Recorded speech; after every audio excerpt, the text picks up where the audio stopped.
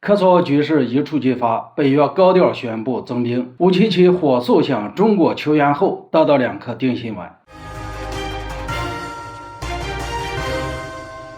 大家好，我是肖云华。最近一段时间，科索沃局势持续升温，双方派兵部署边境问题，大有一种兵戎相见的趋势。在这种情况下，北约集团不想着呼吁和平谈判，反而干起了拉偏架的勾当。驻扎在科索沃的北约军队协助科索沃军警对科索沃的塞族人进行武力镇压，造成至少50名塞尔维亚人受伤。除此之外，北约官方还宣布将向科索沃增兵700余人，另外1个营的部队也随之做好了进驻准备。根据数据统计，一旦这些北约军队全部入驻科索沃，那么部署在科索沃的北约军队将超过5000人。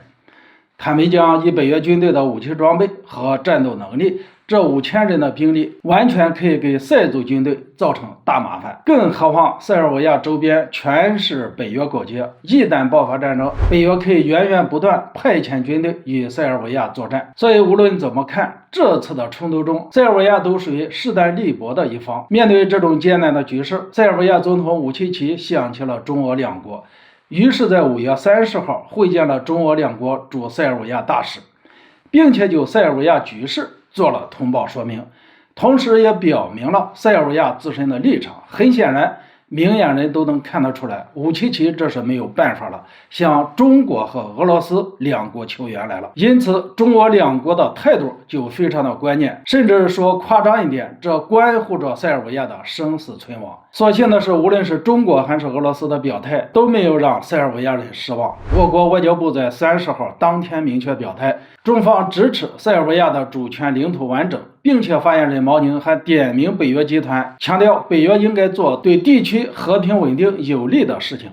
至于俄罗斯方面则更为直接，俄罗斯总统新闻发言人佩斯科夫在31号的例行记者招待会上表示，俄罗斯无条件支持塞尔维亚，生活在科索沃的塞族人的所有合法权利与权益必须得到保障。我认为，首先塞尔维亚正处于内外交困的局面，在这种局势下，外界强有力的支持尤为重要，所以中俄两国的官方回应对577而言犹如雪中送炭。所以我们有理由相信，在中俄两国力挺的态度下，北约集团也能多少收敛一些，可以为后续的谈判拉开操作空间。其次，假如科索沃当局以及北约集团继续拱火，非要引爆这一轮的科索沃危机，那么中俄两国的表态或许是后续武力协防的前提。只要科索沃发起不义战争，北约集团能够以维和的名义协助科索沃打击塞尔维亚，中俄两国同样也可以用维和的名义帮助塞尔维亚抵抗。